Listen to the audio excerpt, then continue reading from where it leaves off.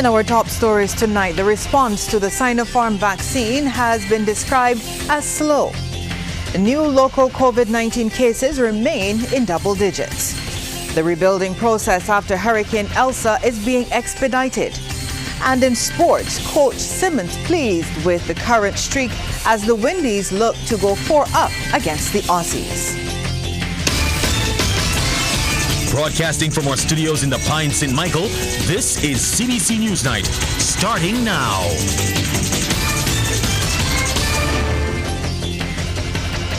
Good evening to you. I'm Lisa Broom. Thanks for joining us. In our top story tonight, there's been a marked difference in Barbadians' reaction to the Sinopharm COVID-19 vaccine when compared with the AstraZeneca jab. That is, this as officials continue to appeal for people to come forward in the drive to achieve herd immunity against the viral illness. I spoke with co-coordinator of the National Vaccination Program, Major David Clark. Only an estimated 26.9% of the local population has been vaccinated against COVID-19. It's significantly less than the 70% needed to achieve herd immunity, and officials are anxious to get people to take the jab. This as efforts turn to administering the Chinese-made Sinopharm vaccine. Coordinator of the national program, Major David Clark, spoke about day 2. Well, it's moving a little slower than the AstraZeneca. As you can see, there are no long lines. And this morning, I didn't have 100 people waiting at 7 o'clock this morning. We had about 5 people. So it's not, the take-up is not as much as when we first started, but I would certainly like to encourage people to come and get vaccinated. He said the response yesterday was also tepid. Yesterday we would have done about 100 and just over 100 at the Art Gallery in Queen's Park, and at Sandals we would have done another 100 or so. Today is the second day rolling out the Sinopharm. We've done so far about 40 people, and I think there are probably another 40 or 50 outside here waiting.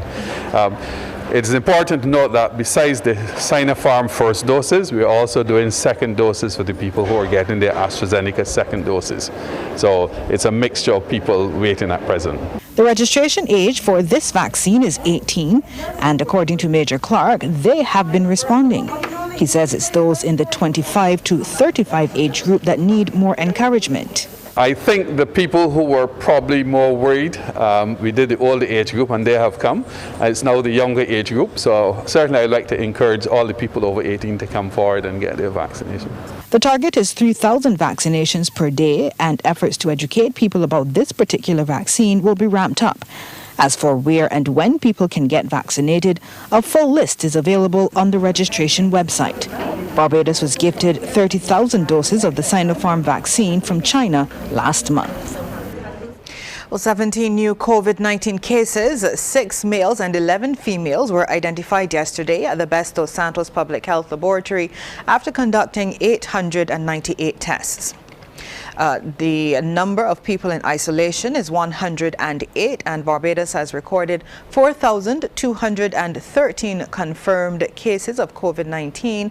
That is 2,039 females and 2,174 males, and that's been since March last year. The virus has claimed 48 lives. Tests carried out by the Public Health Lab have reached 196,880. Under the National Vaccination Program, 96,658 people have received first doses of the COVID-19 vaccine.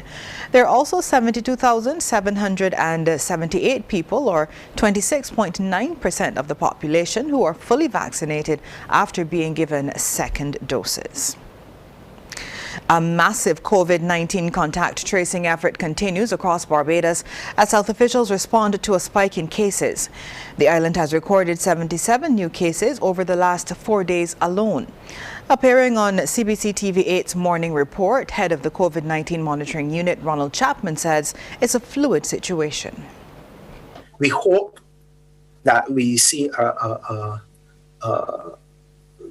don't see as many cases as we were thinking that we might get, but we know quite well that over the next couple of weeks, a really mammoth effort is taking place to bring us back to where we were a couple of weeks ago. And when I say a mammoth effort, Shane, I mean a significantly mammoth effort.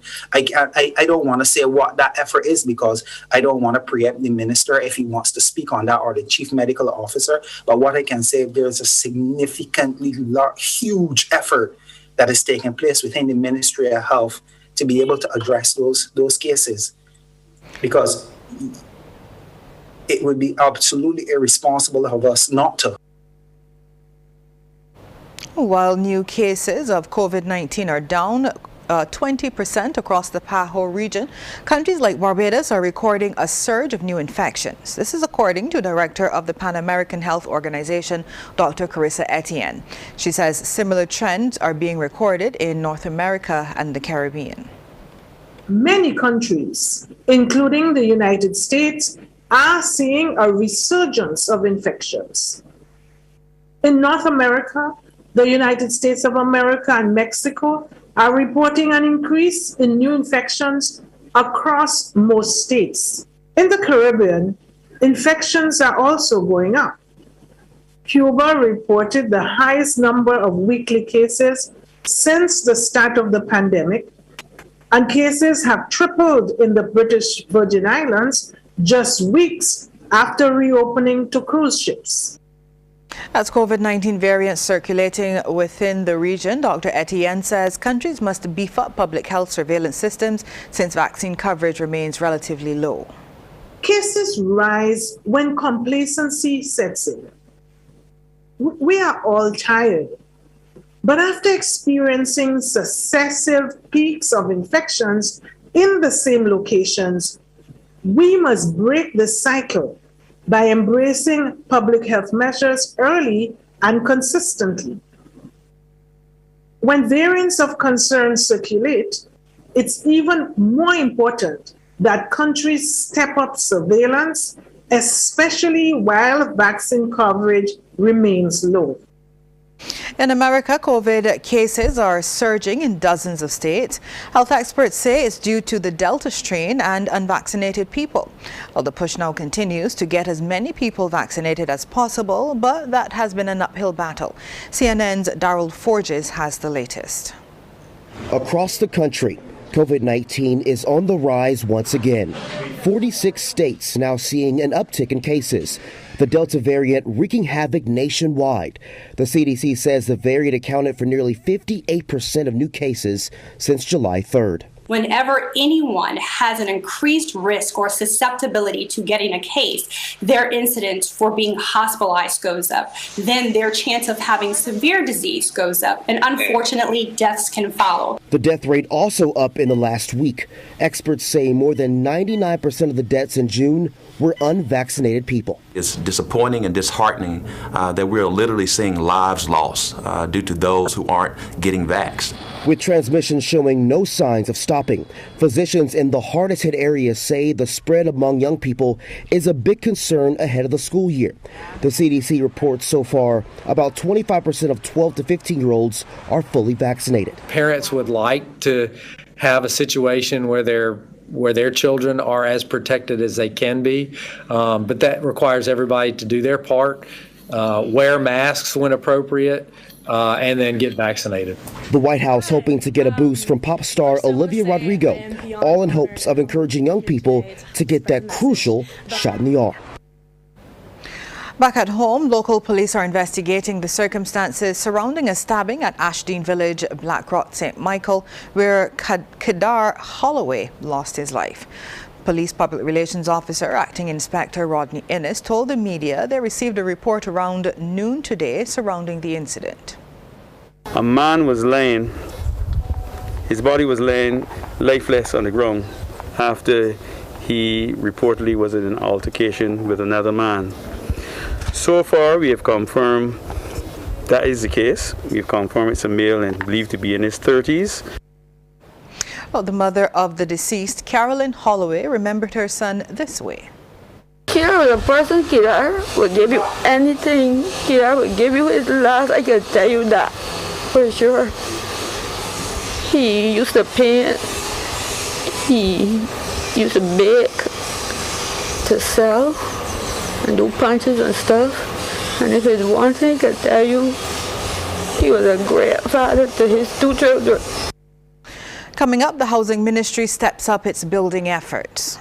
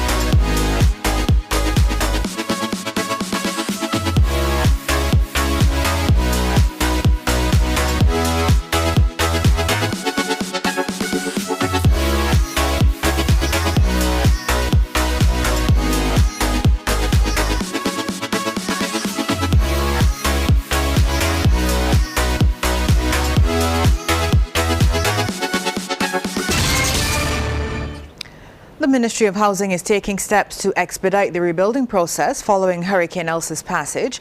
6 workshops have been organized to prepare and dispatch building materials to over 400 damaged houses. Our Aaliyah Briggs filed this report. The Ministry of Housing is actively responding to hundreds of houses severely damaged by the passage of Hurricane Elsa earlier this month. Minister of Housing Dr. William Duguid revealed a new initiative geared towards speeding up the rebuilding process. Essentially what we do is we pre-cut all of the wood and then transport it to the location. And what we found is once we do this, we can get the main structure of a house up in about, some of them we get up in days, and then we can complete a house in like 6 to 8 weeks.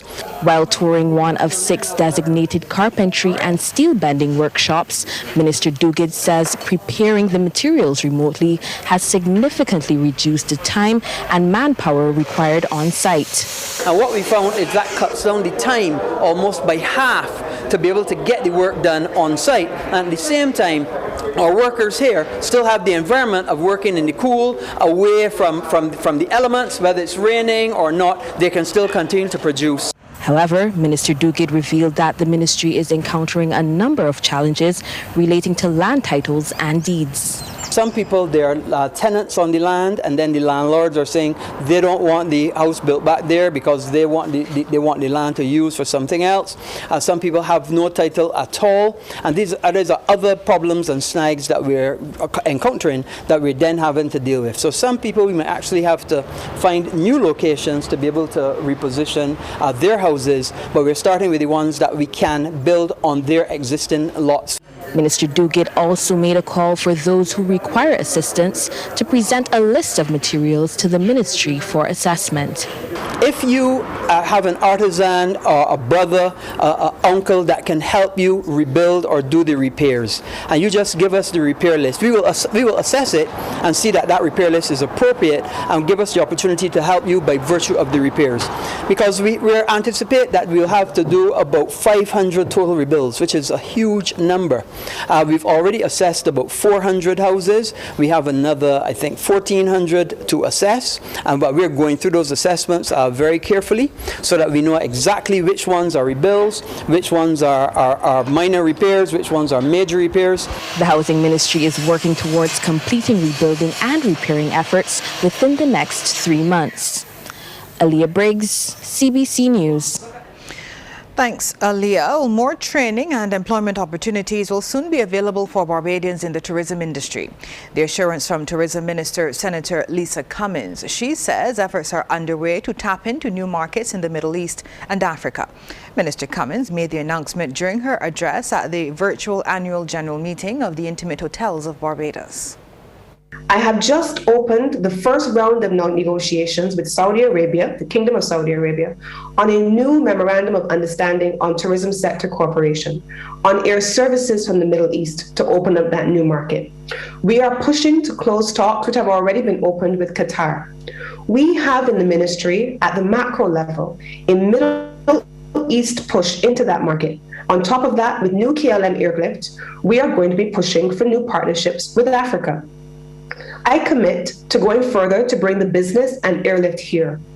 I need you to commit to going further in the accommodation sector to build those relationships with me. The tourism minister also shared details of another partnership with a premier global institution that will open avenues for citizens. That institution is the UN World Tourism Organization, with whom we are pleased to announce that we have just signed a memorandum of understanding giving Barbados and Barbadians access to thousands of specialized tourism and hospitality training opportunities with the top tourism institutes around the world. These training opportunities will also be made available to our local tertiary institutions to allow us to have both domestic and international skills exposure and the important opportunity for skills exchanges. In addition, we are among the first partners in the world now to join with the UN World Tourism Organization on their innovative employment jobs factory platform to access jobs in tourism and hospitality all around the world. Students from the St. George Primary School's Lions 4-H Club will be putting their agri-science and entrepreneurial knowledge to work over the summer as they embark on a new rabbit farming project. More from Aaliyah Briggs. 4 students from the St. George Primary School 4-H Club presented with a pair of rabbits to raise and breed as livestock. Leader of the school's 4-H Club, Marsha Clark, says the donation is part of the 4-H Foundation's Agri-Science and Entrepreneurship Program. The Barbados 4-H Foundation has implemented an entrepreneurship program where our 4-Hers get to select either to have rabbits, chickens, seedlings, or to have their own business. And this morning, the 4-Hers are receiving the donations of the rabbits. The St. George Primary School's 4-H Club has had an extensive agri-science program over the last 3 years. 10-year-old Zion Ford shared what she has learned from the club and why she's excited to embark on this new rabbit farming venture. I've been learning how to take care of rabbits. I've been learning about chickens, and I've been learning about germination and types of adaptations for plants. I will be excited for the money. 7-year-old Demar J. Bend, who raises chickens, says he has had a passion for farming from a tender age. I take care of dogs, chickens, and now I'm going to start taking care of rabbits. When I was a kid, my dream was to be a farmer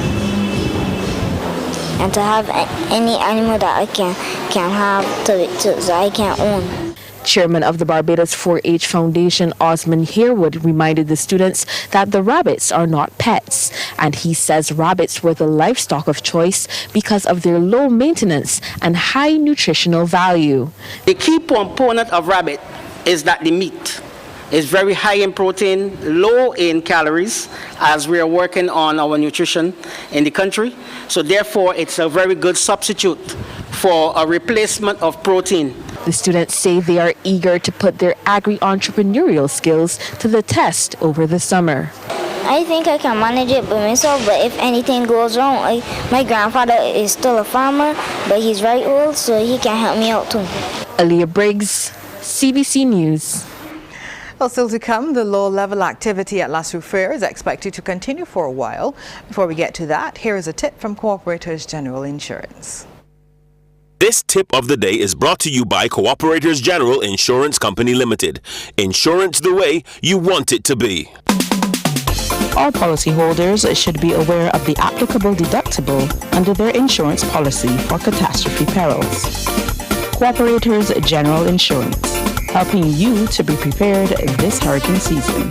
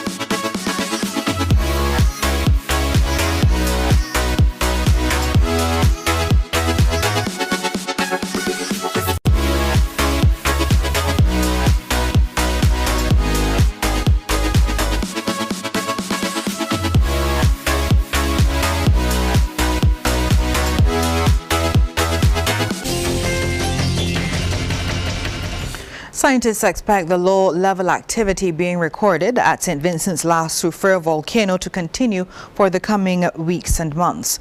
Thermal anomalies continue to be detected but do not indicate an explosive event is imminent. Director of the Seismic Research Center of the University of the West Indies, Dr. Irusilla Joseph, provided the latest update on the Eyeing La Soufrière program.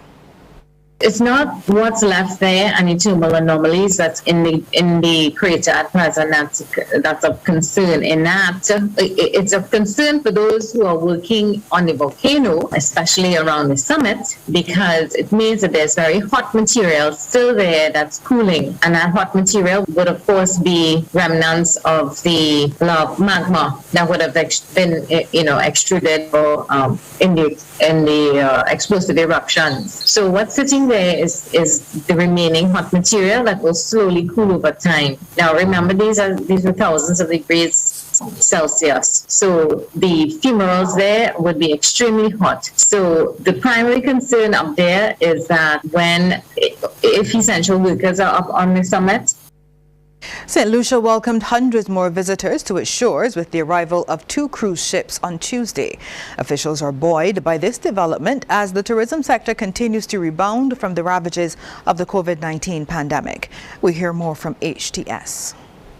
It was very special for us to be able to come back and cruise again on their second voyage out, and we're happy to be here in St. Lucia. So, key tourism stakeholders expressed optimism at the cruise industry's steady rebound, touting the benefits to the many industry workers who were left without an occupation as a result of the COVID-19 hobbled cruise sector. We're very pleased with the work that the Ministry of Tourism did, as well as the Ministry of Health, in ensuring that all of the sites and attractions were certified in time, the buses were certified, and persons were getting ready, understand that, look here, this could have turned around at any one time.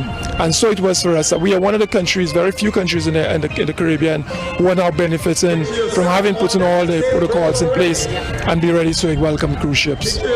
Thank you very much, Mr. Herman from Foster and Inns. Reduced passenger numbers are part of efforts by cruise industry players to control the environment and keep COVID-19 at bay. However, there are concerns that the smaller numbers may not be adequate to jumpstart the subsectors of the cruise industry.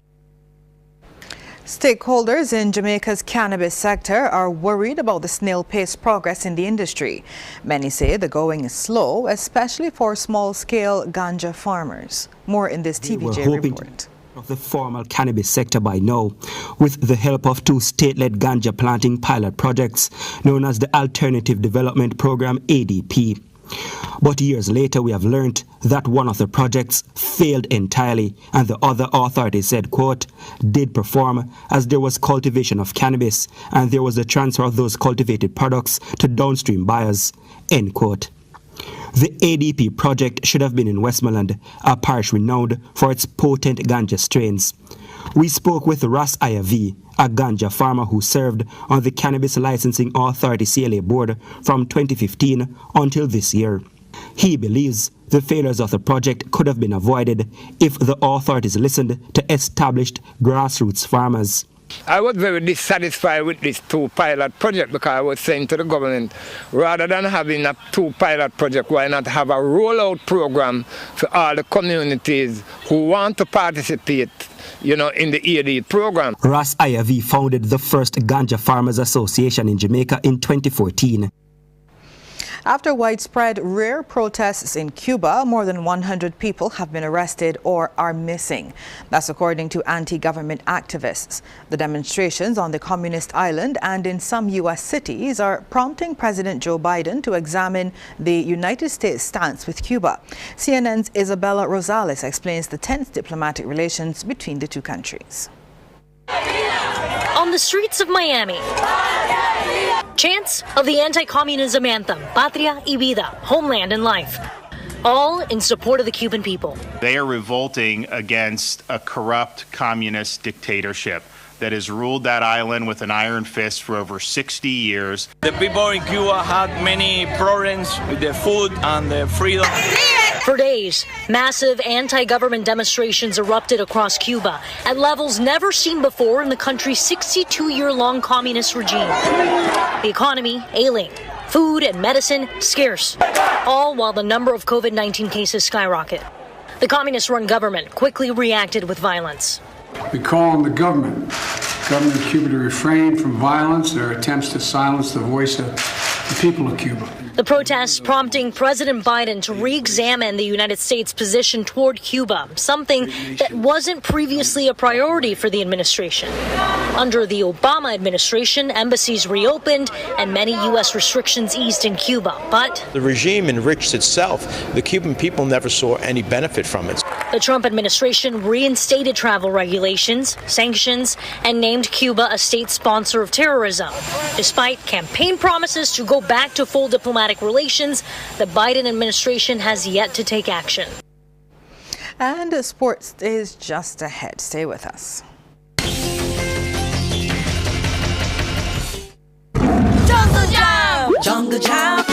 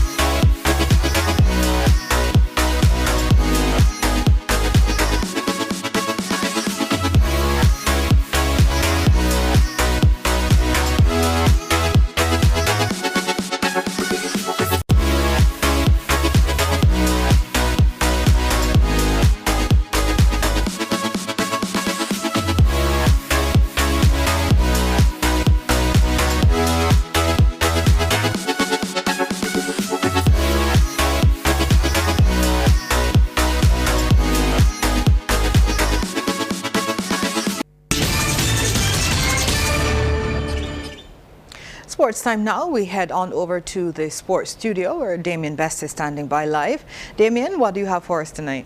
Good evening to you, Lisa. Good evening to our viewers and listeners out there. Some cricket news first up. West Indies head coach Phil Simmons has praised the leadership skills shown by Nicholas Pooran and the contributions of Chris Gill and Hayden Walsh Jr. in the ongoing T20 series against Australia. Now, the Windies are in excellent form, winning the first game by 18 runs and the second and third matches by 56 runs and 6 wickets respectively. Pooran has a perfect record in charge since the injury to Kieron Pollard, while Gill returned to form, scoring 67 off 38 balls a couple days ago in the third match. Leg spinner Walsh Jr. is the leading wicket taker in the series so far with 8 scouts. Now, speaking after the Windies wrapped up a comprehensive 6-wicket win in the third match on Monday, Simmons said he's hoping the team can complete the clean sweep. It's nice to have a series win after three games and with 2 games still to go. Coming from where we've come in the last 5 or 6 games, not 5 or 6 games, maybe 8 or 9 games, because in the Sri Lanka series we're trying to get the blend. We're trying to get people to work with each other and bat with each other.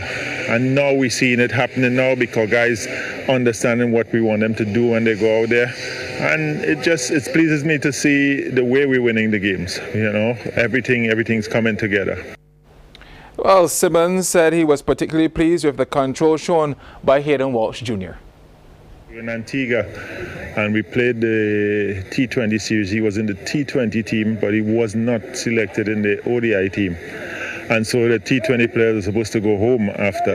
And I said, well, look, you gotta go and go to St. Kitts to join up with the Leeward Island squad because that's their base. And I said, Coach, do I really have to go? I would rather stay here and bowl. I would bowl to all these. And Roddy Eswick and myself, we decided, look, we're going to keep him here and we're going to continue working because he's going to be a big part of our white ball cricket and maybe in the future even the red ball cricket. So he has been begging to stay with the team and to bowl. And he's been with us through the test camp. and bowling and working on the bowling. So it's by you sit outside and you're just happy to see him being successful. Well, the Windies will be going for win number 4 tonight in the match scheduled to start in a few minutes' time in St. Lucia. Live coverage on radio station 94.7 FM. We can also report to you that Australia have won the toss once again and opted to bat. Well, James Vince, he scored a maiden international 100 to take England to a 3-wicket win over Pakistan at Edgbaston yesterday as they completed a 3-0 series sweep. Barbara Azam made a masterful 158 and Mohammad Rizwan 74 to help the tourists reach 331 for 9. Pacer Brendan Curse was impressive for the hosts, snapping up 5 for 61. In reply, player of the match, Vince with 102 from 95 balls and Lewis Gregory with 77 allowed England to get over the line at 332 for 7 in 48 overs. The pair put on 129 for the 6th wicket before they succumbed to Haris Rauf, who finished with 4 for 65.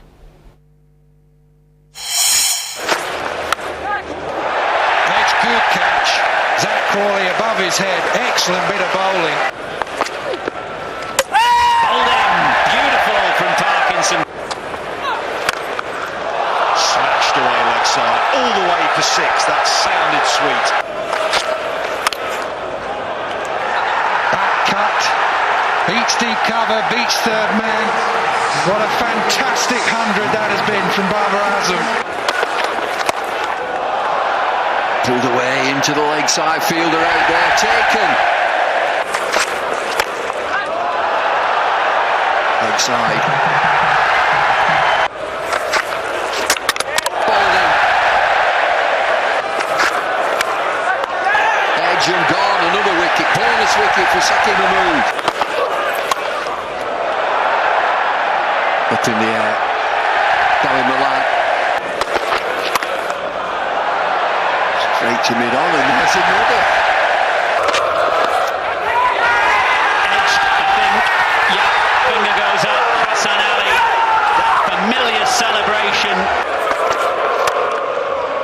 Got in, the change of field works. Deep square leg into mid-wicket. Hold him. He's all around a straight delivery. They all look hard, but pulling deliberately up and into the Holly stand. He got that one. Oh, he tries again a sweep as he under-edged it. Given straight away. He walks. Oh, he's giving him out, LBW. Pull away into the leg side, and it's gone for 4. He's got 100. How well has he played? Straight to him, they needed that wicket. James Vince slaps it to mid-off. This is going to be out. Lewis Gregory. Oh, it's well taken in the end. They win this match by 3 wickets. They win the series 3-0. Well, Lisa, that is the first half in sports. We've got some Olympic news in the second. Thanks, Damien. Looking forward to seeing you in that second half. Up next on CBC's NewsNight is the Business Report.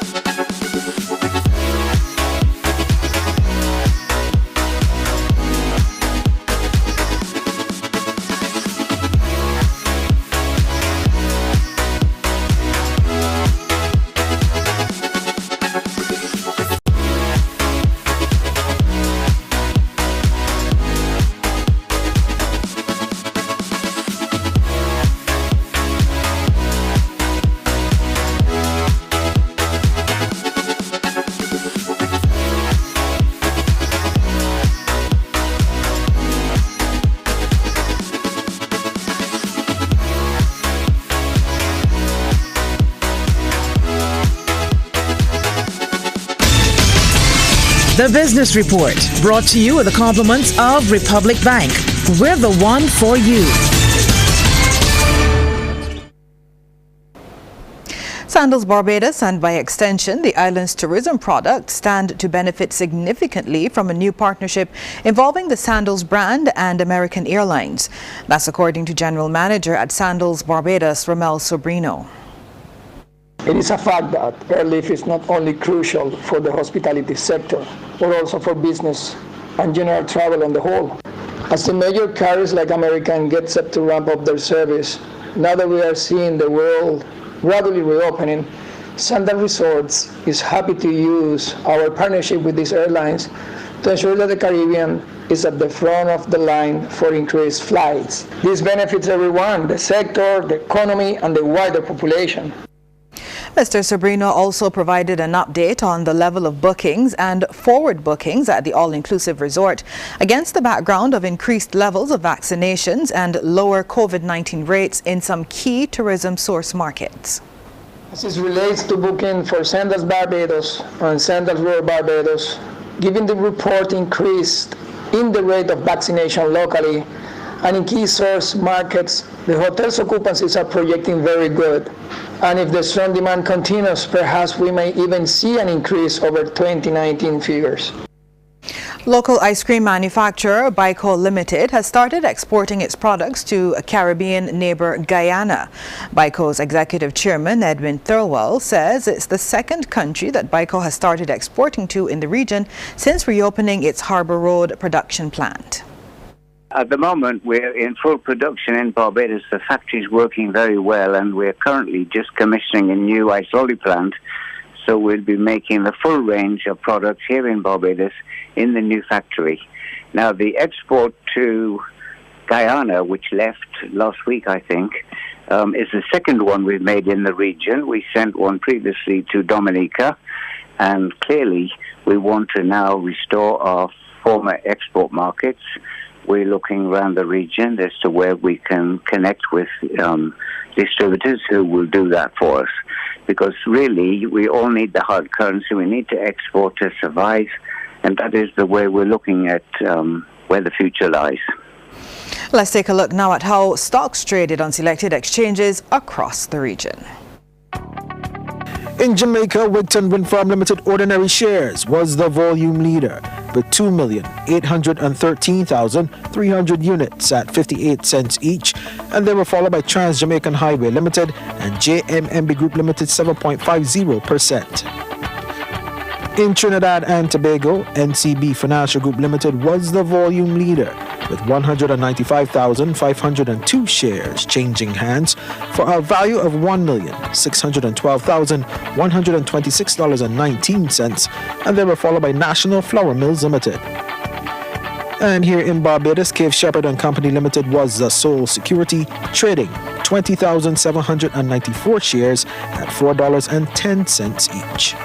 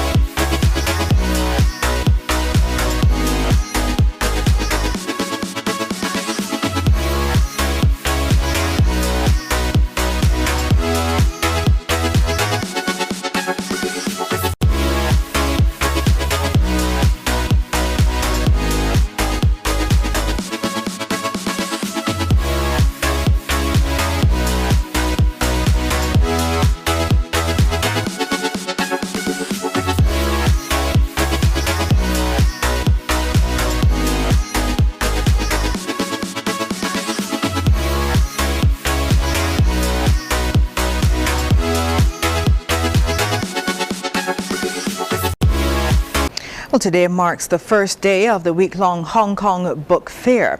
It's the first time it's being held under the new national security law, and critics say while it offers an economic boost for authors and publishers, the law has narrowed free speech.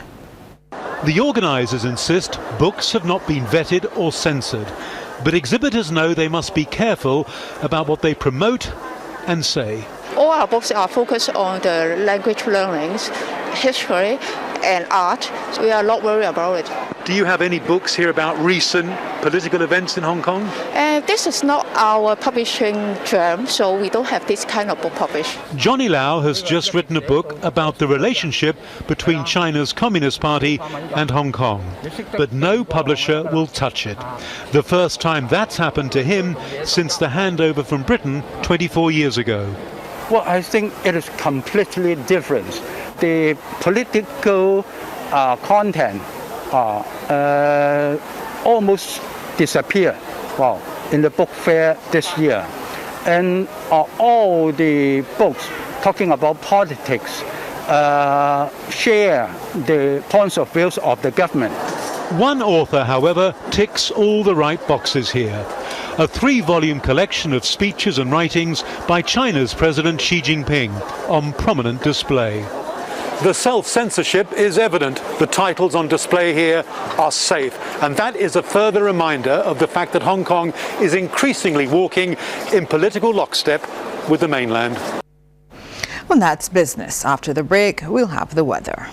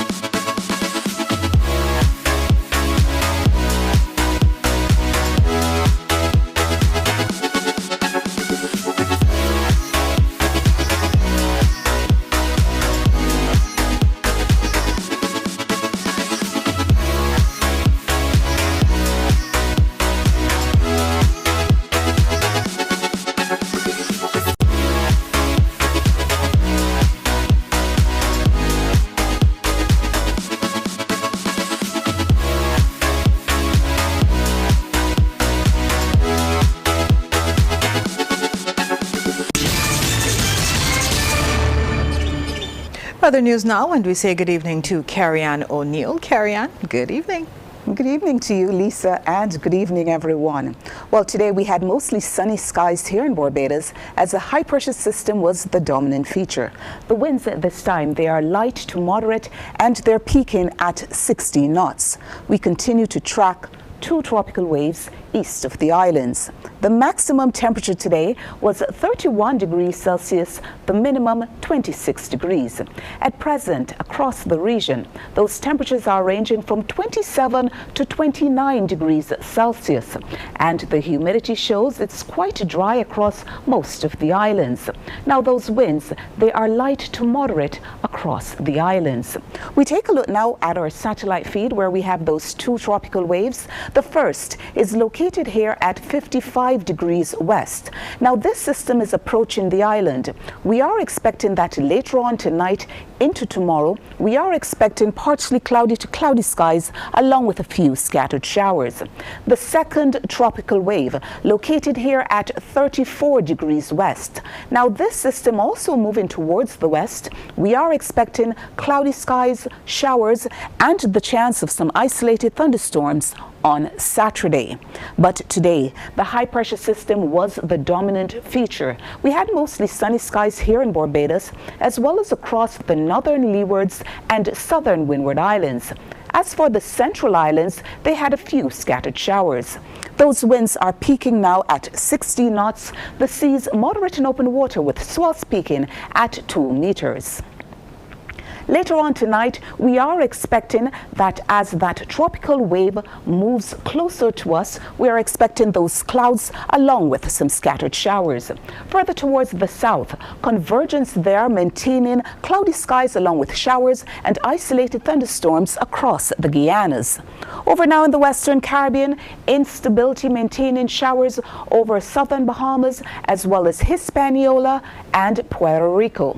Now Cuba and Jamaica, they experienced mostly fair skies. We move now to the forecast where the sun is expected to rise at 21 minutes to 6 and will set at 29 minutes after 6. The first high tide expected at 3 minutes after 7 in the morning, the first low at 7 minutes to 1 in the early morning. Those seas moderate in open water with swells peaking at 2 meters. The winds, they're coming in from the east and they're peaking at 35 kilometers per hour. For us here in Barbados tonight, we are expecting fair skies at first, becoming cloudy along with those scattered showers. And over the next 3 days, the tropical wave is expected to maintain some scattered showers tomorrow. We can expect fair to partly cloudy skies on Friday.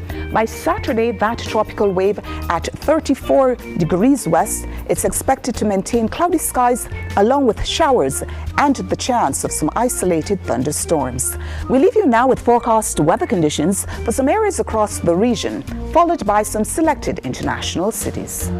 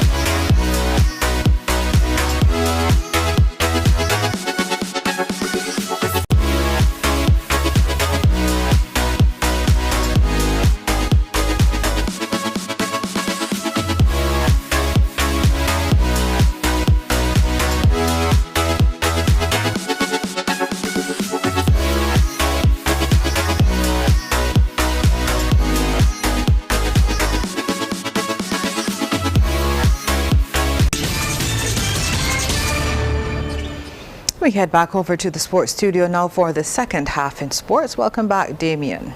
Yeah, Lisa, on with some Olympic news. Olympian Leah Sandals says she's overjoyed at the opportunity to be part of the Barbados contingent to the Tokyo Olympic Games in Japan.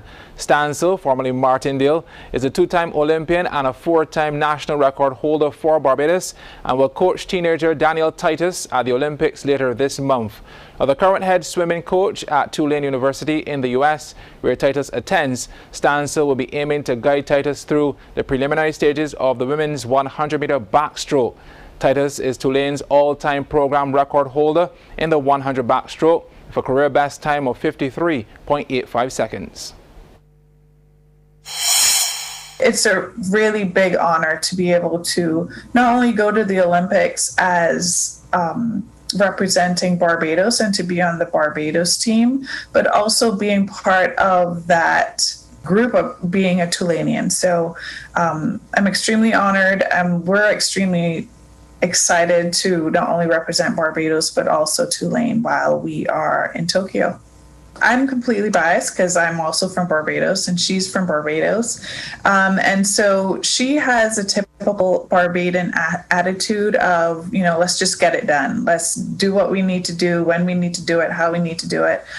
So it's very exciting to work with a fellow Barbadian on a regular basis. And so she is extremely talented in the pool. She has a great feel for the water, which is important for obviously getting better in swimming, and has a very strong work ethic. Well, the swimming competition at the Tokyo Olympics begins on July 24th, that is, and runs through to August the 1st. Well, chef de mission of the Barbados Olympic Games team, Cammie Burke, has arrived in Tokyo, Japan, just in time for the opening of the Athletes Village. Unlike the past, where there was no ceremony or special event to welcome athletes and delegation officials to the 44-hectare village in Tokyo Hirami Waterfront District, media were also not provided an opportunity to cover the opening, with organizers citing the need to take precautions against the spread of the virus. Hours after the village opened its doors, International Olympic Committee chef Thomas Bach said Tokyo is the best ever prepared Olympic host city despite the difficult circumstances stemming from the coronavirus pandemic. Chef de mission Burke arrived in Japan yesterday and said the village will serve as the base for athletes until 3 days after the closing ceremony on August 8th. It's been a hectic time so far. I arrived yesterday, spent about an hour and a half at the airport trying to go through the various protocols, the testing and accreditation and all such like. Finally arrived at the village. The village certainly is in immaculate condition. At the present time yesterday was the official opening of the Games Village. Very few athletes are in the village at this time, mainly admin staff here, chef de missions, preparing for the athletes. As you know, the athletes cannot enter the village until the chef de mission comes and does all the preparatory work. So what we're seeing is really a work in progress as we prepare for the athletes. I suspect, like Barbados, most of the athletes will be arriving anytime after the 17th, which would be 5 days before the start of their various competitions. The opening ceremony is scheduled for the 23rd, and then we have activities starting from the 24th, the next morning. Well, tonight's Olympic moment features the fastest woman the world has ever seen.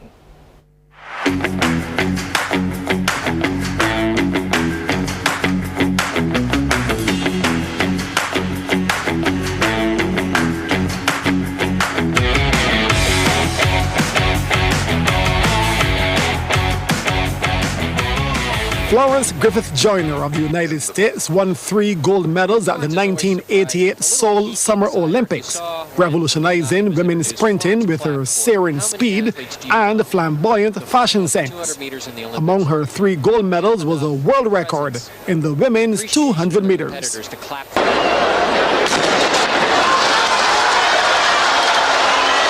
And it's a good start. Florence Griffith Joyner already closing the stagger on Grace Jackson. That is her first goal. And here she comes. She'll pick it up as she turns down the straight.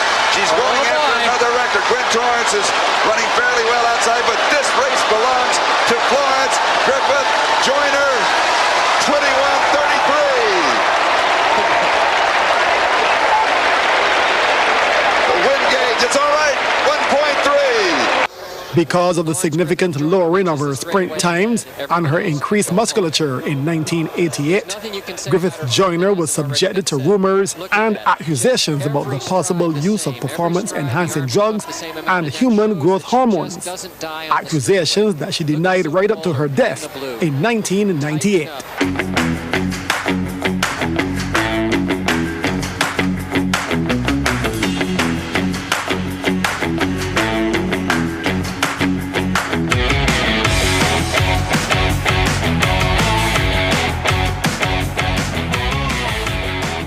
Well, Lisa, that's it for sports tonight. It's back over to you. Thanks, Damien. And we're back after this break with Water Wednesday. Hello everybody, my name is Joyanne Haig. Some of you may or may not know me, but for those of you who do, you know I try my best to help. Every Monday and Thursday from 10 a.m. until midday, join me on a new program called Face It and Fix It, where you get the opportunity to call in and express your views and share your concerns with us. In return, we promise you that we will invite several agencies that may be impacting you onto our show in an effort to face it and fix it. Join me every Monday and Thursday on Face It and Fix It.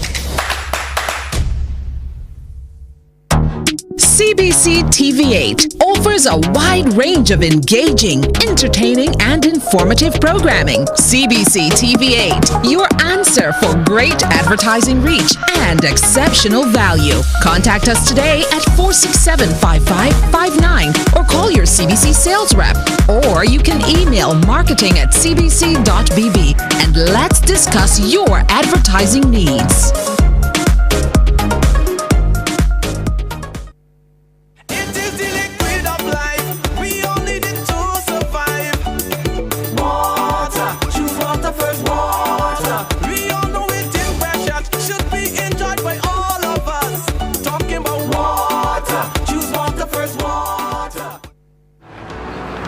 Water Wednesdays was started on the premise that we needed a better way to communicate with you, our customers.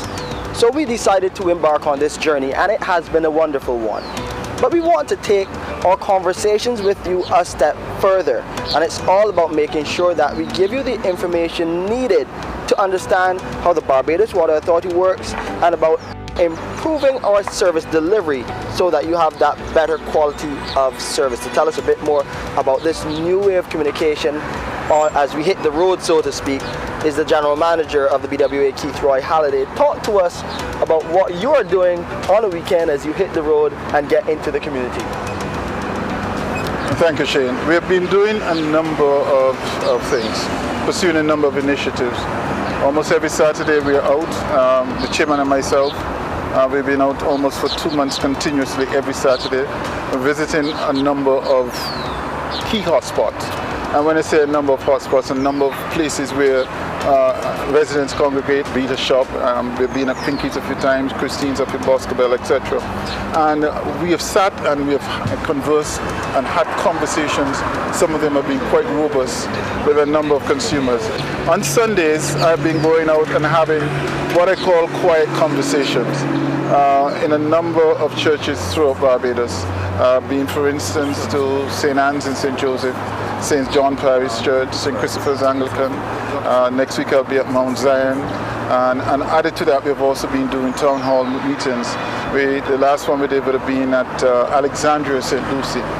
The aim of these meetings really is to focus on having more direct interaction with the customers. We've found that while we put out statements, while the PSCs that are being out, while we've responded to call-in shows and such like, and while we put out quite a number of pieces of information on social media, the interactiveness that customers and consumers crave, we have not been able to facilitate as much. So these sessions, these church sessions, these shop sessions, these town hall meetings, these liming sessions, whatever you may call it, depending on where we are and what we're doing, it's just designed to have that face-to-face interaction. And in some instances, as I've indicated, the conversations have been quite muscular and quite interesting, but we're responding. We have found that this is highly desirable and that we are getting increasingly more interest and requests for us to do such. And it's been quite interesting when you really sit down and you go to the rudiments and you explain to individuals what happens on weekends in particular. You explain to individuals what happens when you have a main burst and you're not able to immediately give notice but give notice after the fact. Why is it that our response is the way it is? And truth be told, we're not perfect. We're far from perfect.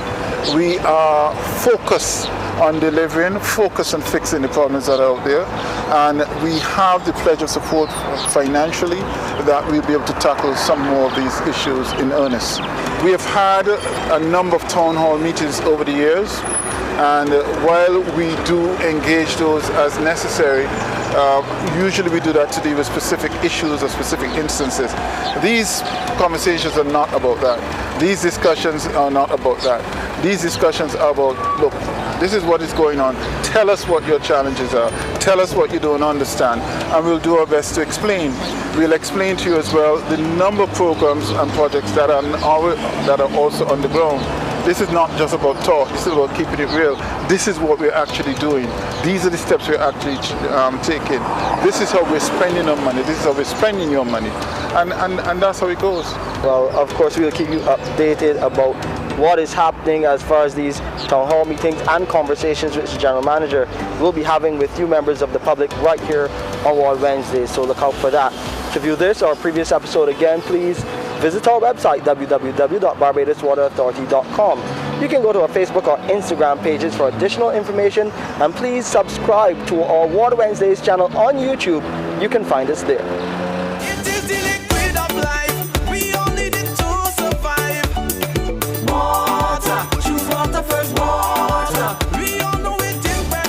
Well, that's our news. Before we go, though, remember, stay tuned. We have a news extra coming up. I spoke with Dr. Roderick Rudder, who is the CXC local registrar within the Ministry of Education. He talked about some of the challenges with the CXC exam in the 2020 to 2021 examination period. So it's coming up right after the news.